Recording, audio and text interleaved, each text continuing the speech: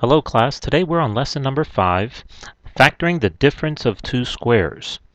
And we have Sally Brown over here in our cartoon, and she has an assignment to factor 136, or 1 over 36, x squared minus 9y to the fourth power. And then she gives the good grief. And then she's actually doing her problem, and you'll learn what she's doing here. But the first thing she does is she she figures out how each of these two terms can actually be a square. Okay, and we can see that there where the 136 x squared, 136th x squared becomes 16x, and all of that squared, and then she's subtracting 3y squared raised to the second power, and we could see that that's equal to the 9y to the fourth power. And knowing this and having two squares, the difference of two squares, she's actually able to factor it out. And then she says at the end, over the years I've learned a few things. Now Sally Brown can do this, and you can do it as well. Let's take a look. We're going to focus primarily on the difference of two squares, and when we look at this, we have to understand the terms themselves. We're going to be using some long sentences here with a lot of weight to each word, so we're just going to break them down so we understand what they're saying. It says the solution to factoring the problem in this cartoon is based on the fact that we became acquainted with in learning how to multiply polynomials. Okay, so we learned how to multiply polynomials.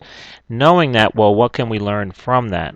Well, the fact is that a plus b, or parentheses a plus b end parentheses, times parentheses a minus b end parentheses. So we have two binomials here, and we know that we can multiply these two and that they would equal to a squared minus b squared. Now we already learned that. Okay, now we're really going to learn how this functions in a way that we can use for factoring, because we will need to learn how to change some of our equations, or not necessarily equations, they could just be expressions, and same way that Sally did. Okay, she was given 136x squared minus 9y to the fourth power, and she recognized that she had some perfect squares in there. Okay, and though 136 may not appear to be well, it's not an integer, it's a fraction, but it is a perfect square because we can square 1/6 to get 136. All right, so let's continue reading here. It says this equation says that the product of the sum and difference of two numbers. So let's go ahead and start writing that. What do they mean? It says the product, so that means we're multiplying. We're multiplying product. Okay, so what are we multiplying? The sum and difference of two numbers. Okay, so we're going to say those two numbers are a and b. Okay, so we're saying that the sum and the difference, so we have the sum of a and b, and we're multiplying it by the difference of a and b. That's why we get the sum and difference. So you get this real long sentence here, but we have to understand exactly what they're saying. And they're saying that when you multiply, all right, the product, or you have the product of the sum and difference of two numbers, that it is equal to, now get this, the difference of the squares of the numbers. So what were the numbers? A and b. And they're saying the difference of the squares. So the difference of the squares would look like this: a squared minus b squared.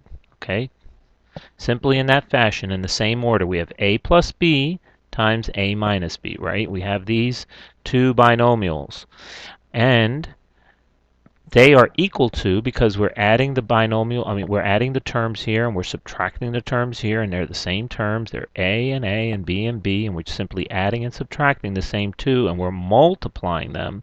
Well, they're equal to the difference of their squares. So we took a and we squared it.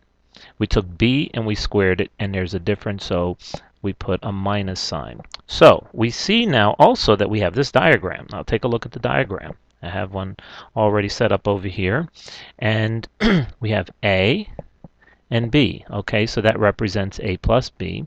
And then we have a and negative b, and that represents a minus b. Okay, so let's go ahead and multiply a times a, and we have a squared, right? And we have a times b, that would give us ab. Then we have a times negative b would give us negative ab. And then we have negative b times b would be negative b squared, okay? Because we have one negative, it means the answer, the product would be negative, and then we're simply squaring the b. Now, looking here, we can see that we eliminate the negative ab and the positive ab. These go away. So it will always leave us with a squared and the negative b squared, which is exactly what we have over here. Now, turned around, the equation can be used to factor polynomials that are the difference of two squares. Okay, so we can factor. See, we've learned this direction. We can multiply them, the product. Now we're going to go the other way, and we're going to state that a squared minus b squared is equal to, you guessed it, right, a plus b times a minus b, both in parentheses, right? So we're just simply flipping it around. And we're going to look at this because we're going to learn how to factor any type of polynomial that we're given. If we see the pattern of two squares being subtracted, we can then factor. All right. Now, for example, what are the factors of x squared minus 25? So they're going to give us x squared minus 25. Now, x squared minus 25. Now, you might say here, well, I don't have a square here, so how can I factor this? Well, that's where you have to pause for a minute and think, well, 25 is a perfect square. That's the same thing Sally was doing when she was looking at her equation, and she saw some perfect squares, albeit they were much more complex than this. But this is a simple one. Well, we know that 25 can be written as 5 squared. So let's go ahead and rewrite this and say x squared minus 5 squared, okay? Because 25 is equal to 5 squared. So now we've rewritten this, and now we can see that we have two squares, right? We have x squared and we have 5 squared. So let's determine how to factor this. Well, we can determine how to factor this based on the difference of the squares of two numbers is equal to the product of the sum and difference. The difference of two squares is equal to the product, means we're multiplying, of the sum and the difference, okay, of the numbers. Now the number, we got to be careful here because we have to extract the number. Well, what is the number? Well, the number in our form is actually represented by the letter A. They're the letters A and B, and then we have a squared and b squared. And in this case, we have it the other way around. A squared minus b squared is equal to a plus b times a minus b, okay, in parentheses. So we know that we have to look at what these numbers are as they're being squared. And we say x is being squared, right? So we can say here that x and 5 is being squared plus 5. That's my a and b, right? And now I'm going to take the same x and subtract 5. Okay. And we now have the product of the sum and difference, all right, similar to what we have up here. Take a look up here. And remember, we're taking the number that's being squared. In this case, it's a variable x. In this case, it's the number 5. And we're breaking them apart into these two binomials. So you just have to remember that the x, these actually represent, and I'll be very careful not to confuse you, but it's really the square root, okay? Because this can get just a little more complicated, okay? I'm going to roll it back a little bit here, and let's just say we had, I'm going to pull it back. Well, I'll leave this example up here, but let's just say, because you'll want to reference it, let's say, changing it, let's say this was x to the 4th power minus 5 squared. Okay, so that's the 4th power over here. So what would we have? Well, again, x squared is being squared. We would rewrite this. Remember, we can write this as x squared being raised to the second power. So now, in doing so, we have a square. We have our other square here. So again, we'll have to take our terms, and in this case, it would have been x squared plus 5 times x squared minus 5. And again, the 5 could have changed as well. Okay, we could have had 5 to the 4th power. Of course, this would not have been 25 then. Okay, it would have been 25 times 25. But let's just say we had 5 to the 4th power. Then if that would have been so, this would have been 5 squared, because remember, we're taking what is being squared here, the perfect square, and we're representing it as being squared. So x squared in this case is being raised to the second power. So our a term was x squared. Okay, that's our a. Now, even though it has an exponent, it's being raised to the second power. And you're going to notice that in your exercises, you're going to have these challenges. You're going to see, you're going to be challenged to your exponents and the knowledge that you have of them.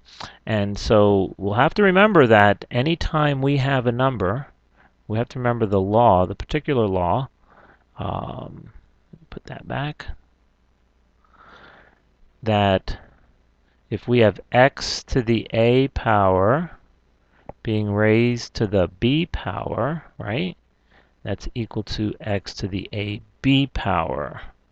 And using this, we know that we want b to be equal to 2, right? It has to be a square. And if b is equal to 2, then we would always have to look here to say, well, what do I multiply by 2 so I can determine what this factor is going to be. So you'll see that in your homework. Now let's just finish up here, and let's take a look at why we cannot apply this to the sum of two squares. Okay, let me just put a new board up, and we've discussed this also in our class, and we want to just make sure that everyone understands that when you have a squared minus b squared, you have a unique opportunity. You do not have that same opportunity when you see a squared plus b squared. So let's continue reading. Although the difference of two squares can always be factored in this fashion, the sum of two squares cannot. There is no way, I repeat, no way to complete the diagram at the right without adding another term to the polynomial. So let's take a look. And I'll just have to draw my little box here. We have a squared plus b squared, right? And if we try doing our box, and we put our a and our b, right, it has to be positive. So there would be a, they're both positive, right? So we would have our a squared, that works, great, b squared, okay, we're good. But here we would have positive ab and another positive ab, and we know that if we tried to do this, then it would actually look like this. In other words, let me just roll it back a little. What they're trying to say is that this, well, let me just write it a little lower here. And erase again. Okay. This does not equal to a plus b times a plus b, is what they're saying. Where we took a minus b and a plus b, well, we cannot say, well, this is addition, so should they not both be addition? Well, when we do that, we end up with this. And we know that this is actually equal to a squared plus 2ab plus b squared. Okay, so we learned that. And we know that this does not equal this. Okay, so we when we see addition going on and we see two perfect squares, we're frozen unless we can find this term, okay? And in this case, we're really dealing with a trinomial or a polynomial with at least three terms. And so it's just not the same thing. We cannot do this. So this means that a polynomial such as x squared plus 25 cannot be factored as the product of two first-degree polynomials. Two first-degree polynomials looking like this. It cannot be factored. If you have x squared plus 25 and that looks, wow, that looks good. They're two perfect squares. Well, this just ruined everything. Okay, you cannot factor any further.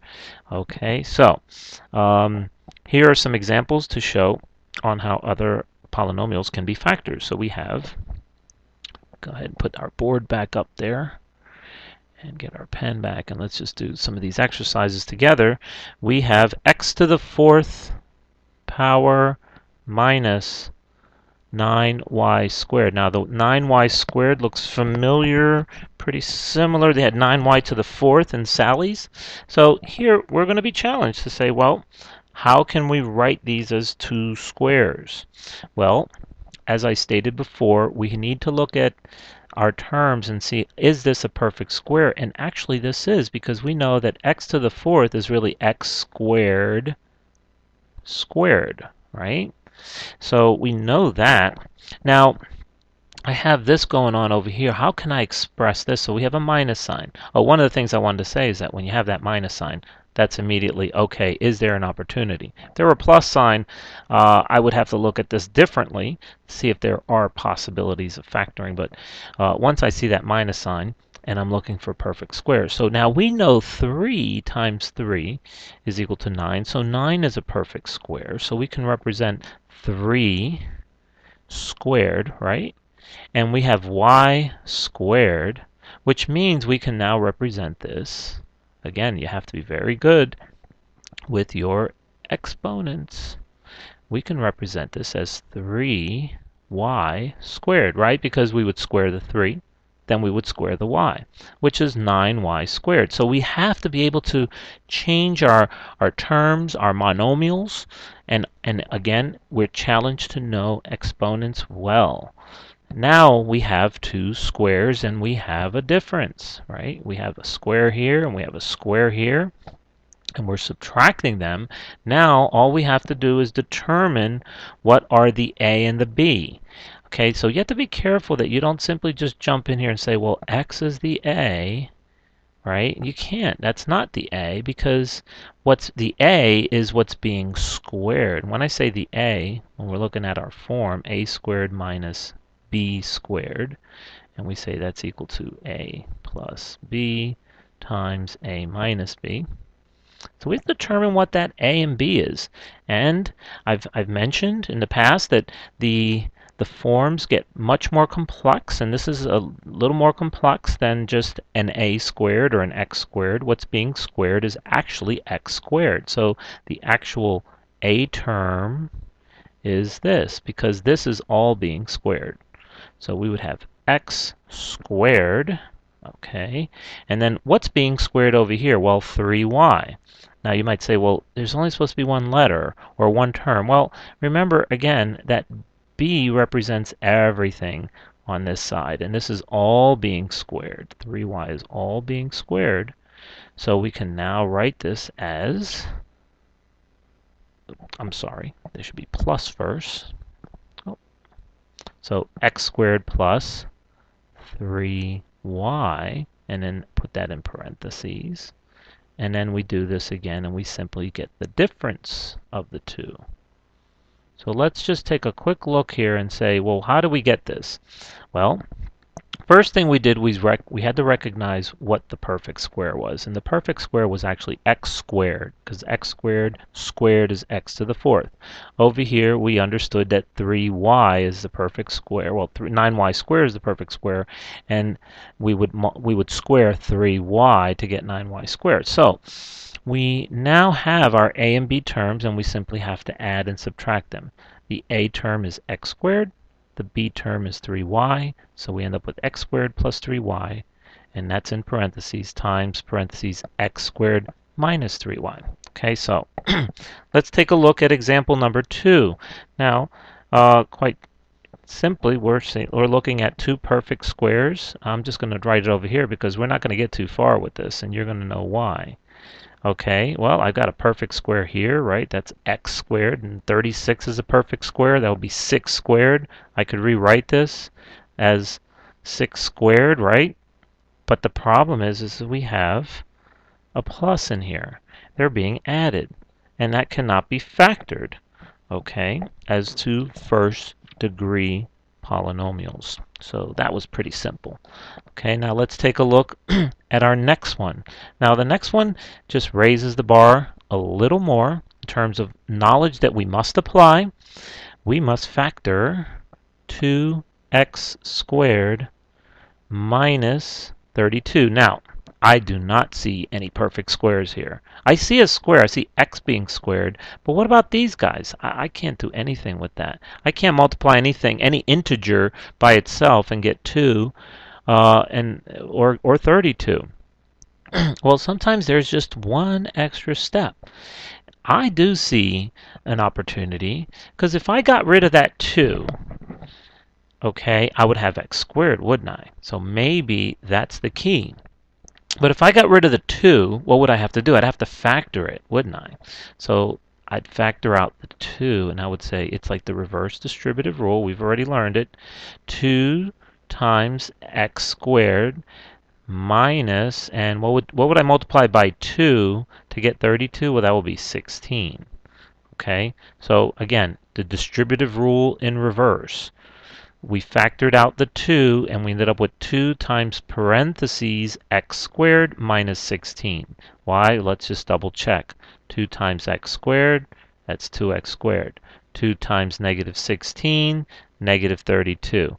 Yep, we factored it properly. Now, when I look at this, I see something different.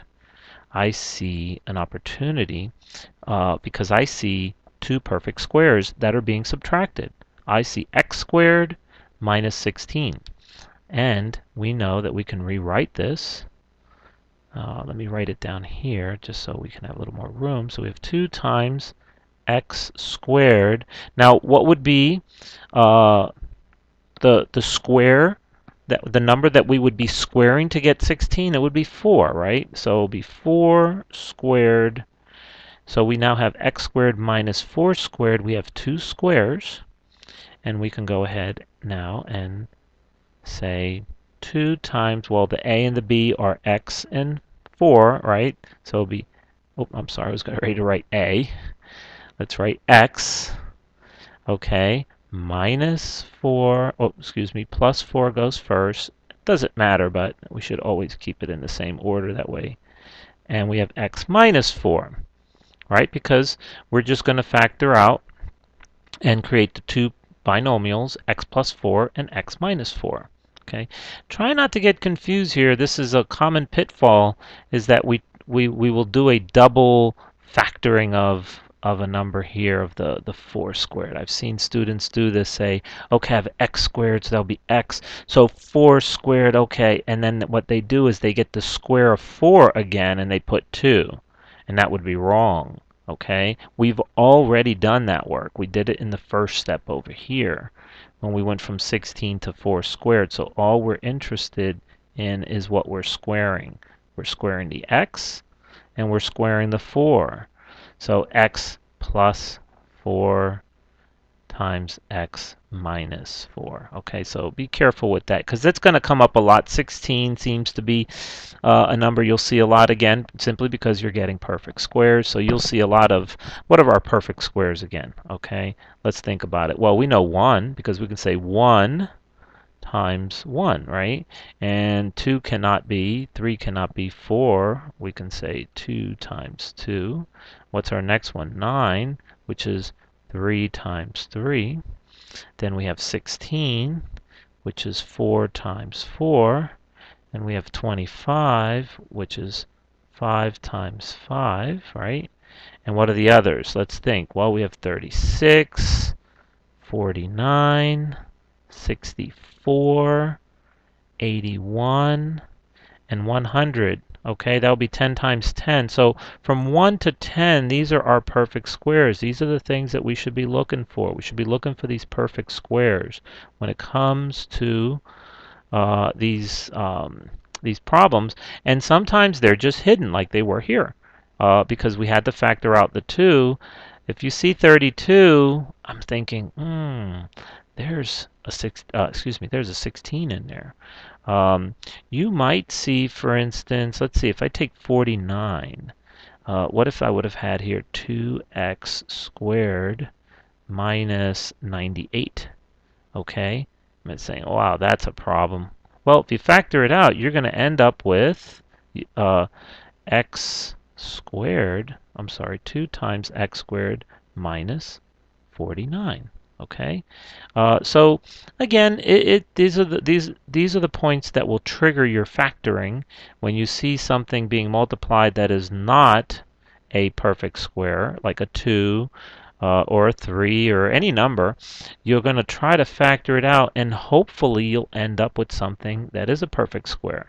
And again, they may give you one just sort of as a bait to see if you'll do it, and then you'll find out that there isn't a perfect square. So there really isn't much much more opportunity to factor.